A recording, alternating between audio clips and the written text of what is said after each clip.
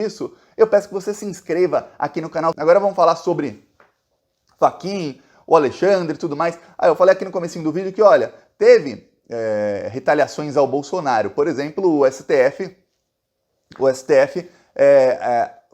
negou um habeas corpus do Ricardo Barros, que é o líder do governo Bolsonaro, e tem um delegado que já falou que vai prendê-lo. Ele pode ser preso a qualquer momento. Talvez enquanto eu passo o vídeo ele seja preso, eu não sei, porque o delegado quer prendê-lo, porque quer prender o líder do governo Bolsonaro.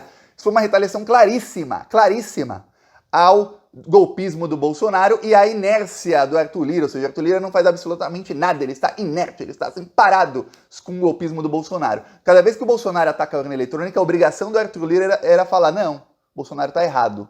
Inclusive falar na cara dele que ele está errado. Mas o Arthur Lira fica quietinho. E também, o STF foi para cima do Arthur Lira, mas eles estão buscando uma maneira de ir para cima do Arthur Lira e do orçamento secreto sem desagradar todo o Congresso Nacional, porque os ministros do STF sondaram vários líderes partidários e o que eles perceberam foi o seguinte: se a Rosa Weber, que é a relatora do caso, ela corta o Bolsolão, que é o orçamento secreto, né?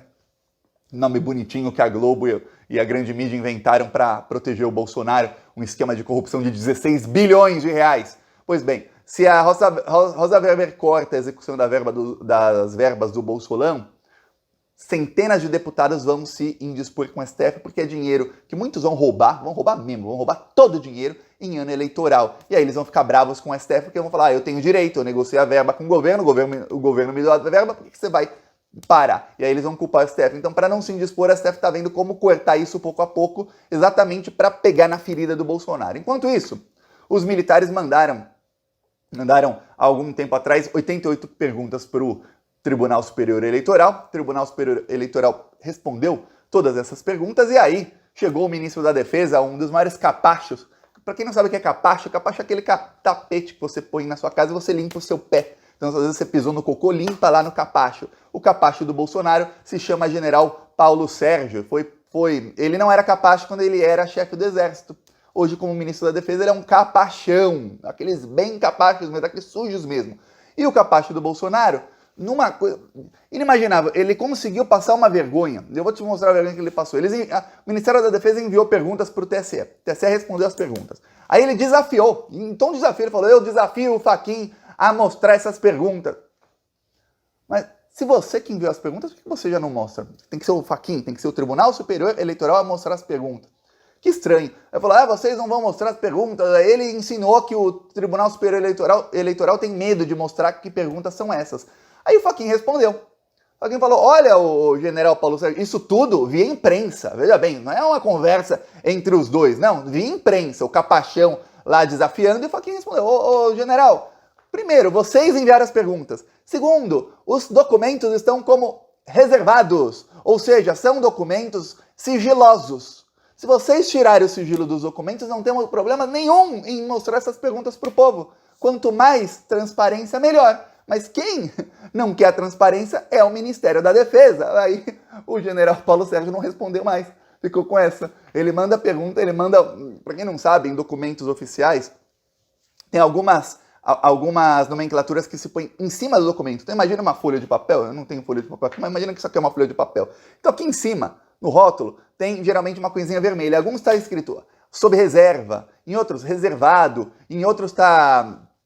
Agora eu esqueci exatamente a palavra, que agora me veio em inglês na cabeça. Em inglês eles põem classified, que é como se fosse classificado. Mas também é sigiloso, coisa assim. Então tem níveis de sigilo e níveis de reserva de cada documento. Os documentos que o Ministério da Defesa enviou para o TSE estão lá sob reserva, não podem ser divulgados pelo TSE. Só quem pode tirar o sigilo desses documentos, adivinha quem é? É o próprio capacho ministro da Defesa que está lá usando essa retórica para ameaçar, para falar do TSE, e achou que o Fachin ia recuar. O Fachin foi para cima dele. E olha que o Fachin ir para cima é porque, meu Deus do céu, até o Fachin dos ministros do STF, se você for ver em nível de coragem e de covardia, o Fachin tá lá embaixo. Só ganha do Fux, eu acho. Pro Fachin ir para cima, porque, olha... O Paulo Sérgio lá, o capachão do Bolsonaro, ele tá com a moral baixa. Aí, enquanto isso, o Alexandre de Moraes organizou um evento com corregedores. Corregedor é quem inicia uma investigação caso essa investigação comece. É quem decide, Tem crime? Não tem? Tem indício de crime? Não tem? E pode iniciar uma investigação. Eu falei, inicia investigação caso a investigação comece. Essa foi boa. Pois bem, o corregedor é quem pode iniciar a investigação. Ele se reuniu com corregedores de todos os tribunais regionais eleitorais. Eu vou falar o que vai acontecer nessa campanha. O PL, que é o partido do Bolsonaro, toda vez que um deputado federal, estadual, um candidato, toda vez que um candidato a qualquer cargo político, ele inicia a campanha dele, ele tem as contas da campanha. O que são as contas da campanha? Tem uma conta oficial em que se depositam dinheiro lá, os seguidores, os apoiadores podem depositar dinheiro, alguns empresários depositam dinheiro, ele pode depositar dinheiro dele mesmo, tudo mais. E aí, os TRS, eles têm a obrigação, depois da eleição, de analisar as contas de todos os candidatos.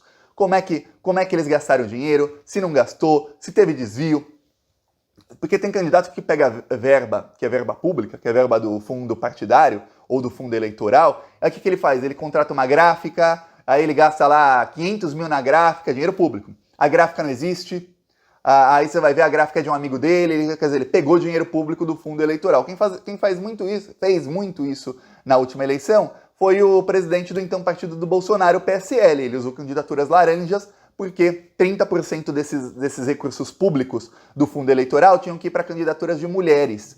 Como o partido do Bolsonaro é um partido machista e não tinha candidatas mulheres suficientes, ele criou candidaturas laranjas, ou seja, candidatas que estavam ali como candidatas, recebiam muito dinheiro do partido, 70 mil, 100 mil, 200 mil, 300 mil, mas elas não iam se candidatar. O que acontece é que uma falou, não, eu quero me candidatar. Pegou os 70 mil, o que era o primeiro repasse, iam ser outros, ela ganha muito mais, né? Pegou os 70 mil e gastou na campanha, para fazer campanha de verdade, teve 2 mil votos. Ficou irritadíssimo, ameaçou de morte, a mulher se mudou para Portugal, ou seja, rouba o dinheiro público. Tá, aí o que acontece? O TSE e os TRS vão olhar as contas públicas com uma lupa gigantesca de todos os candidatos do partido do Bolsonaro. Mas se tiver um centavo fora de lugar, eu vou falar tem. Eu acabei de mostrar exemplo de candidato que rouba dinheiro público, dinheiro do fundo eleitoral. Só que tem alguns que recebem doação a mais do que pode, tem limite para doação empresarial, recebe doação a mais, recebe doação que não se sabe muito bem de onde veio, ou seja, tem vários tipos de fraude eleitorais que podem ser feitas, abuso de poder econômico, tudo mais. Eles vão olhar com uma lupa, todos os candidatos do governo Bolsonaro, você vai ver vários sendo caçados, vários deputados, candidatos a deputado estadual, federal, a senador, bolsonaristas sendo caçados um após o outro. É isso que o TRE e o TSE vai fazer. E aí o Alexandre de Moraes, ele falou um pouco no encontro, ele não falou muito. Tem encontro que ele fala 1 hora, tem encontro que ele fala meia hora, nesse ele falou um pouquinho menos, e ele falou, olha, em outras palavras, assim, não exatamente assim, a exata palavra que ele falou, mas nós vamos para cima, nós não temos medo, e nós vamos agir com muito rigor nessa eleição. Essa vai ser a eleição que não vai ter nenhuma impunidade, vai ter rigor do Tribunal Superior Eleitoral. Esse recado é claríssimo para o Bolsonaro, para o PL do Valdemar da Costa Neto, para o Arthur Lira e para o Centrão que está aí junto com o Bolsonaro. A parte do nosso carro de som lá em Maringá. Energia subiu, gasolina subiu, esse Bolsonaro tá acabando com o Brasil. Sua família é só comprando mansão, enquanto o brasileiro sofrendo com a inflação.